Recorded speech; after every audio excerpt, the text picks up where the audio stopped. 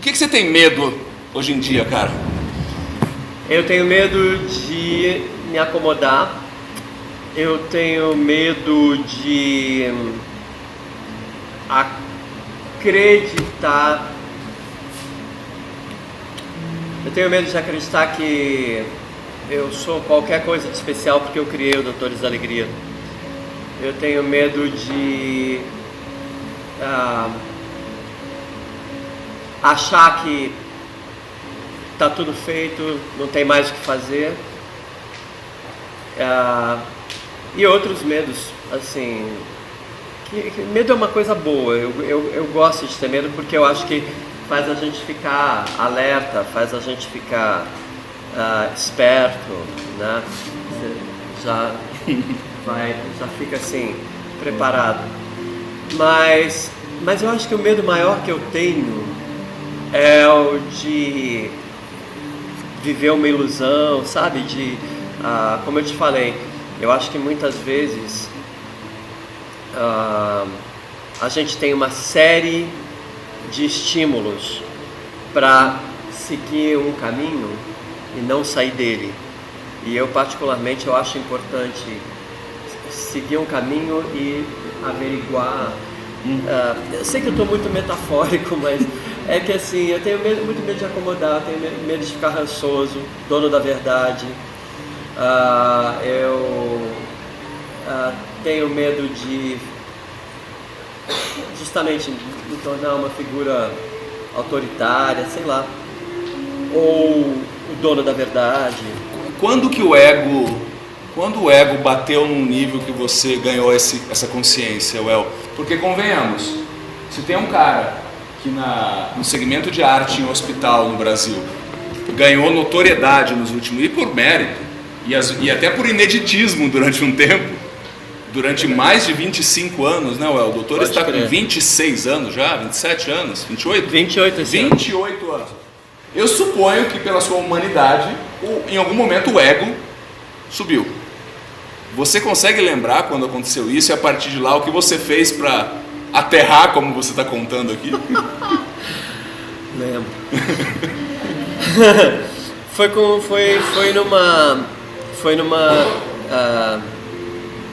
Foi num quarto de hospital. Ai, meu Deus. Desculpa. Mas foi num quarto de hospital. Quando eu estava assim eu estava tão feliz e tão inebriado com esse trabalho, que eu achava que eu sabia tanto, e eu me dedicava tanto, eu estudava tanto, eu ficava em casa criando coisas, eu saía, toda hora que eu saía eu ficava olhando vitrine de loja para ver se tinha alguma coisa interessante para adaptar para o hospital. Então eu me achava assim tão integrado, que isso fluía tanto, que eu era capaz de vencer qualquer desafio. E aí foi justamente eu me lembro que eu estava entrando na quimioterapia, e nessa quimio tinha um menino, um jovem de uns 14 anos, negro, careca, ele estava tomando químio. E assim, a hora que nós chegamos, ele olhou para mim e fez, né? E na minha cabeça rolou o seguinte diálogo: eu entendo esse sofrimento, eu entendo essa expressão, eu acolho. Se eu tivesse no lugar dele, eu estaria me sentindo da mesma forma. Não parece que eu fui empático? Não parece que eu entendi a situação? Parece, não é? Aí foi que eu pensei, mas eu tenho uma gag aqui no meu repertório que não é infalível, nunca ninguém deixou de ir se divertir com ela. Gag só porque às vezes...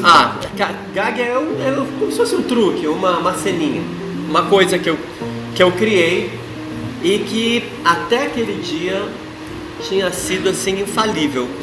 Era uma brincadeira tão idiota, tão idiota. Eu tinha umas micronotas de dinheiro e umas notas gigantes.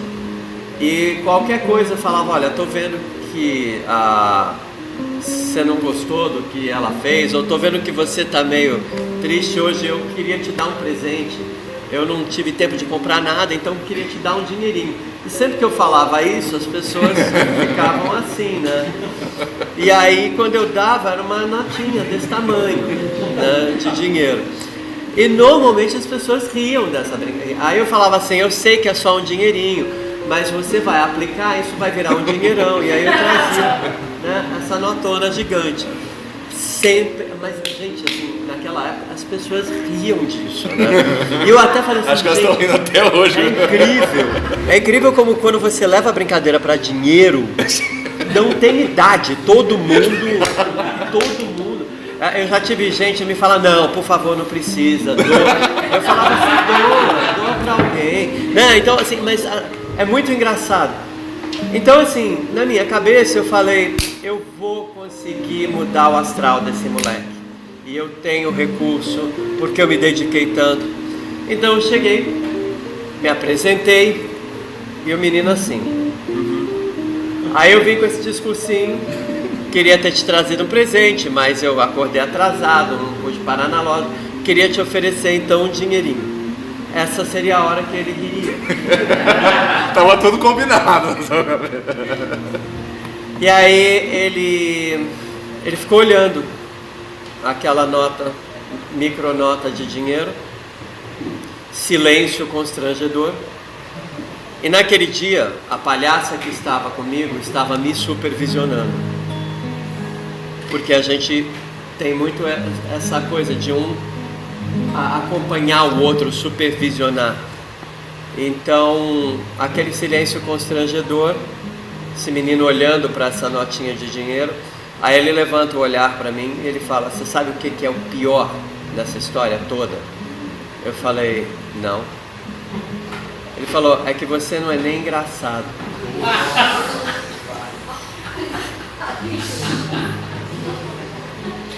Que bom que você rachou, é engraçado, né? Que bom que você riu. Cara, eu vou te contar, na hora me deu uma vergonha. Mas me deu uma vergonha tão grande, porque ali passou o filme do meu raciocínio e eu vi como eu tinha realmente feito uma besteira muito grande. E na hora que eu senti essa vergonha, o próximo passo foi sentir uma vontade muito grande de chorar. Chorar de vergonha mesmo. De pensar como é que eu pude fazer uma coisa dessa. Aí eu olhei para baixo, por constrangimento. E quando eu olhei para baixo, eu me dei conta que eu estava vestido de palhaço. Para vocês verem o tamanho da porrada que eu tomei.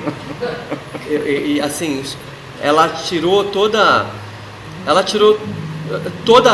separação que poderia haver, ser humano, palhaço, artista, enfim, era um ser ali com aquela roupa de palhaço. E quando eu olhei para baixo, que eu vi que eu estava vestido de palhaço, eu falei, só me resta chorar como né? E aí eu comecei. Mais um emprego que eu vou perder porque eu fiz tudo errado. E esse menino faz.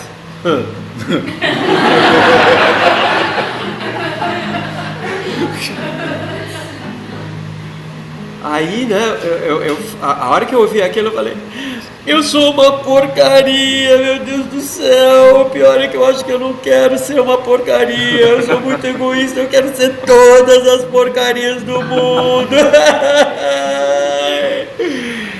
Aí ele vira pra minha colega e fala, ele é assim mesmo, né? Então, aí ela fala assim, não, cara, você faz tudo errado, não adianta. Você não faz nada certo, tá vendo? Você acabou de fazer uma piada completamente sem graça para um cara que você vê que conhece piadas boas. Aí ele falava, pois é, não tem noção, né? Eu falei, aí eu falava, eu não tenho noção, exatamente, eu comecei, ai meu Deus, eu faço tudo errado, sou uma porcaria, não tenho noção. Ele começou palhacinho, palhacinho, palhacinho. Menos.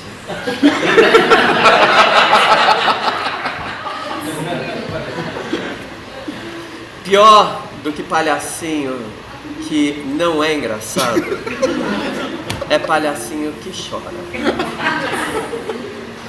Então nós vamos combinar o seguinte: você vai pra tua casa, aprende a fazer um truquezinho mais engraçado, aprende a fazer um truquezinho melhor, pratica bem, volta aqui semana que vem e me mostra. Se for bom, eu vou rir. Se não for bom, vou te mandar de volta pra casa até você aprender. Na hora que ele falou isso pra mim, eu falei assim, por dentro eu tava assim, ai meu Deus, obrigado, obrigado. E ao mesmo tempo eu falava, mesmo, então eu vou praticar, tá certo? Vou praticar. Aí ele falou isso, vai, pratica. Aí ele fala pra minha amiga, leva ele. E aí ela me levou, mas foi, ele falou, semana que vem eu tô aqui. A última coisa que ele falou. E aí quando a gente saiu da químio, te juro por Deus, a sensação que eu tive é que o meu corpo inteiro estava molhado de suor. Não estava, mas essa sensação que eu tive. Mas eu fiz assim, ó. A sensação que eu tinha alguém anotou a chapa do caminhão que acabou de me atropelar, porque eu senti que eu tinha sido assim, atropelado. Sabe? Uma coisa assim. Eu perguntei para minha amiga o que aconteceu ali. Ela falou assim, eu que pergunto para você, o que aconteceu? Eu falei, eu não sei, eu tomei uma porrada muito grande. Eu achei que eu ia conseguir mudar a situação dele. Ela falou assim, como você acha que é ter 14 anos e ter câncer? Você viu que ele está careca, você viu que a cor da pele dele está esverdeada, você viu pelo corpo dele que ele é um jovem atlético, ele não está podendo ser atleta, os colegas dele estão indo para a balada, estão comemorando, ele não está, ele está com a pele esverdeada, ele vomita toda hora, você viu o balde ali do lado dele. Como você acha que é estar nessa idade e ter câncer? E eu falei, uma merda. Ela falou, exatamente. E você se propôs a entrar na vida dele. Ele queria saber se você queria realmente entrar. Ele queria saber se você queria ver o mundo do ponto de vista dele. Então ele te deu uma passagem.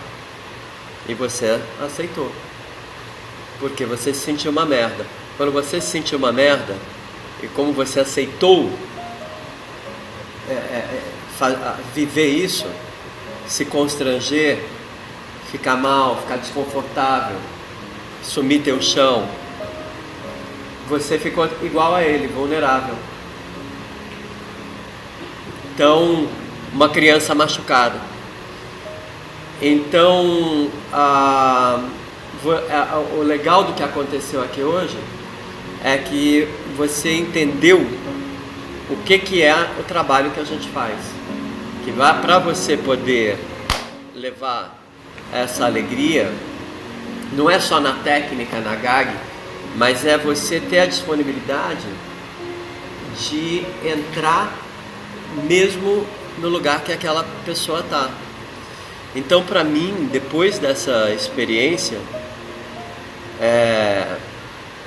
essa experiência mexeu comigo de uma maneira assim, mudou meu jeito de ver a vida, né?